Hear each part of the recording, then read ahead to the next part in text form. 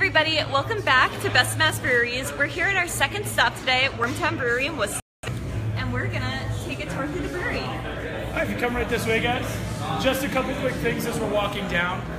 It is a working brewery, so just watch your step. We are doing some work right now. And try not to push any buttons because they're pretty much all self-destruct buttons, so we're not trying to do this. Come right this way, guys.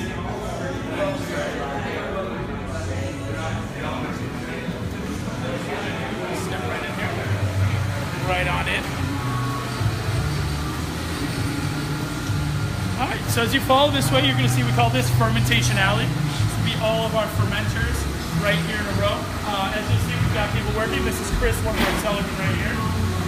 As he likes to tell you, brewers make wort, cellarmen make beers. You can thank Chris for a lot of the stuff that you guys are enjoying today. So come right this way, like I said, just watch your step.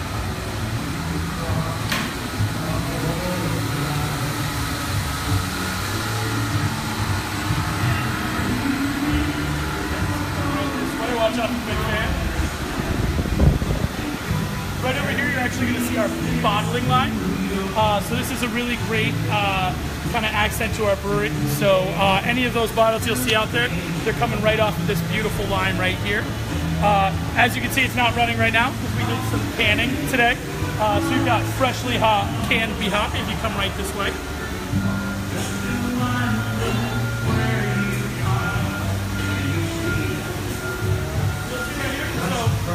These cans of Be Hoppy you guys are going to see in stores in the next couple of days. These are canned right here less than an hour ago. Now just follow us right down this way. Could you tell us a little bit about the canning line real fast? Sure. So this canning line is actually a mobile canning unit. So it's a company called Ironheart that actually brings a canning line to us so that we can can here on premise. So all of this is modular and it can be taken apart and put into a truck and brought to anywhere in New England, which is really neat. Wow. So we've been working with them for a couple of years now, as we do not have our own canning line. It's really just space. But as we continue to expand in the future, that's something we're very interested in, obviously. But Ironheart really is a great company that's helped us out a bunch. And obviously all these great cans you guys are getting, partially thanks to them.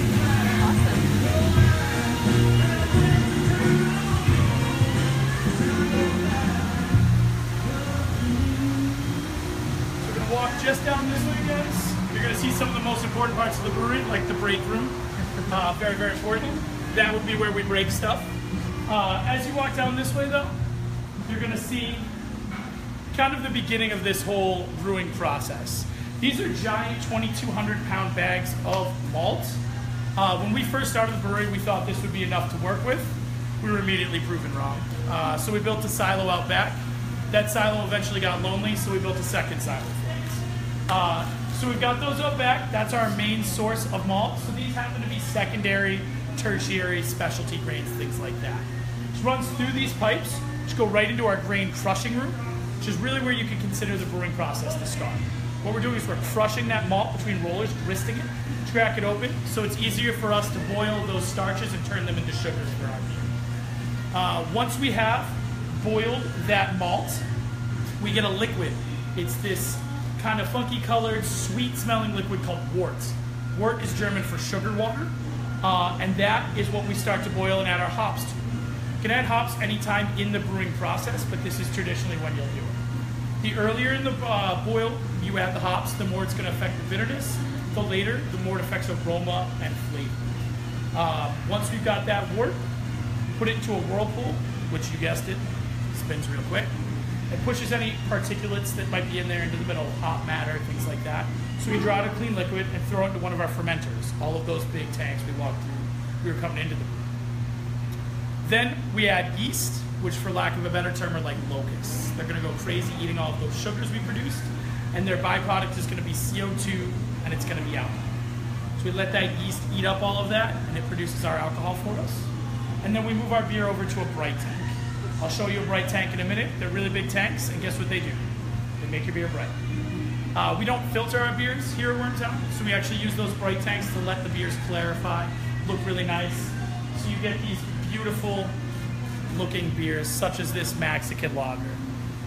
Just a really, really great beer. Really nice, quaffable, if you will, drinkable beer. And It's great for hot days, especially like today.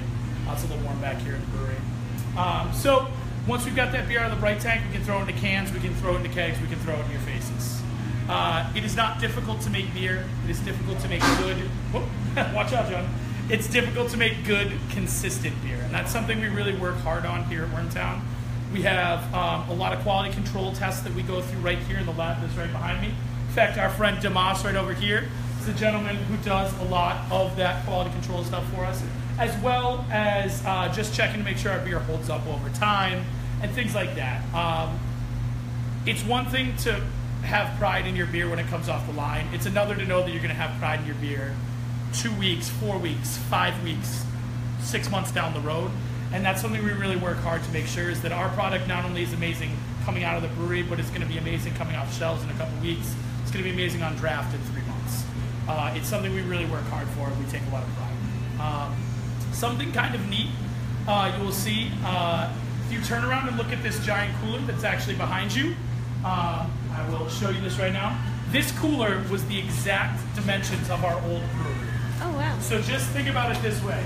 This little room right here used to be our tap room, our brewing space, our canning space, our bottling space, our break room, our hangout spot. And the ceilings are actually higher. Yes. And Your space. so think about not even 3 years ago, well, just about 3 years ago, we were in a space this size. So it's kind of crazy to see how we've come.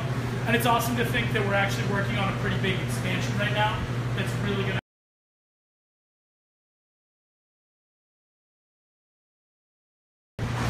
Oh, and we're back. Sorry about that interruption, guys. Yeah, we were just taking a quick beer break. We're back. And we're actually going to walk right down this way, guys. We're going to come back into that hallway where we're doing the canning and bottling. But like I said, as you look around, you'll kind of see this is pretty neat. These are actually bags of hops getting ready to be thrown into our hop bag for one of our brews that's going on right now.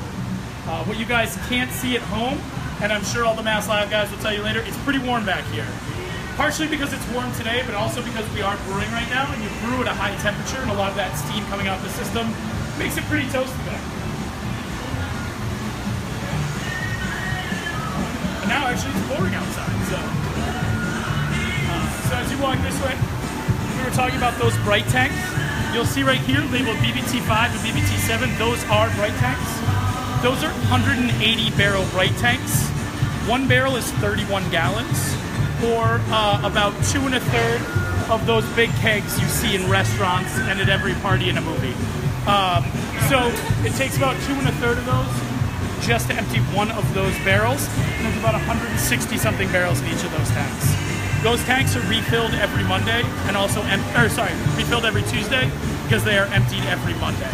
So we actually just finished taking beer out of one and it'll be reloaded as we speak. Right.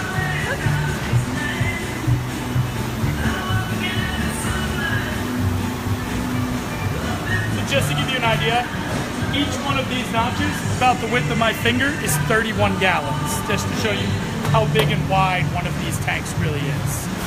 Kind of really neat. So all of this right in here, that's all Be Hoppy. And that'll all be Be Hoppy that's coming to you guys in the near future.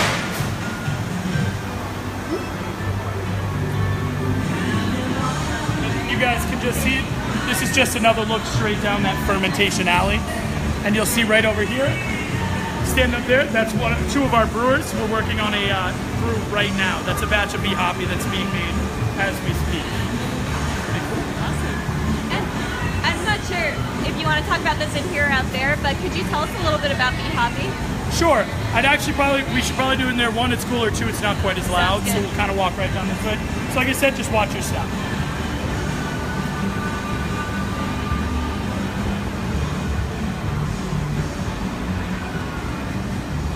Say hello to Chris again.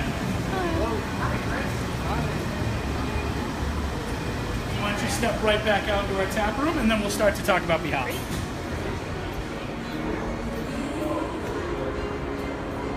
this is the tap room. Very good tap room. Oh, I can take these off. Yeah. And it's pouring outside, by the way.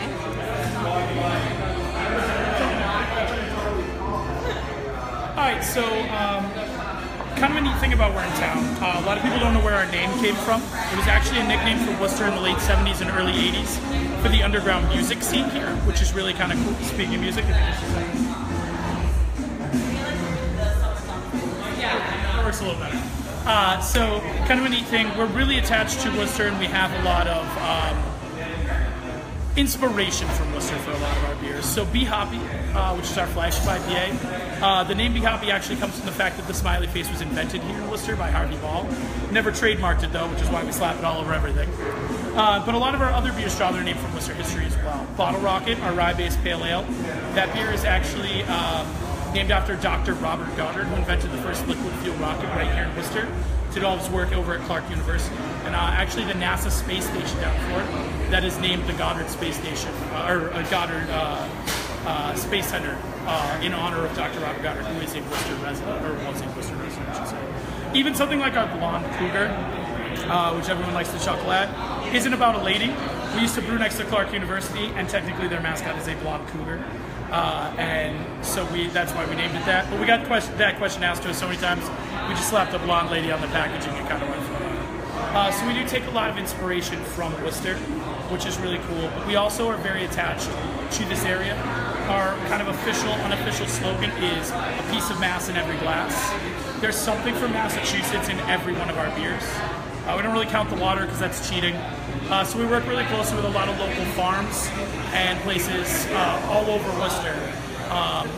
You look at Valley Malt out in Hadley, which is a really neat spot. Andrea, their maltress, just got mentioned on Fortune's 100 Women to Watch. She's a really great lady. We also work very closely with farm out in Northfield called 4-Star Farms. It's where we get some hops from. But even Acoustic Java here in Worcester roasts coffee for us. We did a collaboration with Tabletop Pumpkin Pie, or Pies, for pumpkin pie beer. And we also work with the monks over at Spencer Abbey. They actually do some contract beer for us for our seasonals, which is really neat. We're the only brewery that goes in there and does that at that facility. We do have this wall right behind these gentlemen that has all descriptions of local farms and people that we work with, including the Briggs Brothers, which are really great. They make wicked twisted pretzels. North Grafton, we sell those right here in the tap room. Really awesome local products. But we're just very driven about local products and about local companies. We are a small company here in Worcester. We want to support other small companies here in Worcester. And it's a really great city. Everyone has history. Everyone really loves everyone and loves keeping Worcester alive. And it's unique in that fact, so it's really neat to be here. If you have any more questions, this is our taproom manager, Jamie. She knows as much, if not infinitely more than I do, so you can talk to her. So, can you tell us a little bit about Be Hoppy's history? I know it won some awards a while ago. Be Hoppy has won a lot of awards, actually. A good majority of our beers have won awards. We just counted recently, and we have over 100 awards, and that's in 7 small years. So you can see a lot of them represented throughout the brewery. We've even had some that were international. So we've gotten some awards from Brussels, and some over in France recently as well. So our beer, although is only served in Massachusetts and now Rhode Island, it has made it all over the world. So it's pretty cool to see that happen.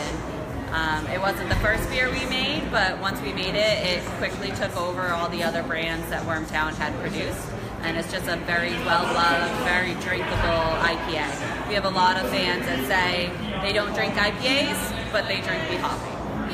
What do you got in terms of your distribution? Are you reaching the whole state at this point? We are reaching the whole state at this point. The main focus of Wormtown was to supply all of Massachusetts before we started moving out anywhere else. So that's what allowed us to enter into Rhode Island, was that we have touched down in every single spot in Massachusetts. So our beer is throughout the state on draft and in liquor stores. And now in Rhode Island, we're starting small to not ever take anything away from Massachusetts. So we are starting with draft-only accounts. So we're in about 15 accounts in Rhode Island now. So Worcester has really a booming Renaissance scene and restaurant scene and everything. Is it surprising that there's only 3 breweries in the city, including you guys? I would say it is surprising. I think that's probably going to change soon. I know of at least one other brewery that you'll see popping up within the next couple of years. So It is a limited amount for such a large city, but I think it kind of shows the growth of the city as well. The more restaurants that come, and the more restaurants that are different than what we've had before. I mean, I'm born and raised in Worcester, and I feel like when I grew up here, it was all Italian restaurants, and now we have cuisine from all over the world. And I think you're going to start to see more breweries and more businesses flock to Worcester as well. You say it's an Italian restaurant, you still got Volturno's right nearby. Volturno is excellent. I mean, I'm not knocking the Italian restaurants in the city at all. Marimonti's is phenomenal. Born and raised Italian, so I still need that cuisine in my life, but it's cool to have some Mexican food down the street, or Greek food, or there's an Afghanistan restaurant on Shrewsbury Street as well. So it's great to have a selection, and the more breweries that come, the more people will have a selection in their beer as well. So is there anything else that you'd like to add for our viewers on Facebook? If you haven't been to Wormtown, come check us out, and we'll definitely give you an experience that you won't forget, and some beers that you'll remember. Awesome. All right. So thank you so much for joining us on this visit. We have 3 more stops to make today, so check out our Facebook Lives from those guys, and I'll see you later.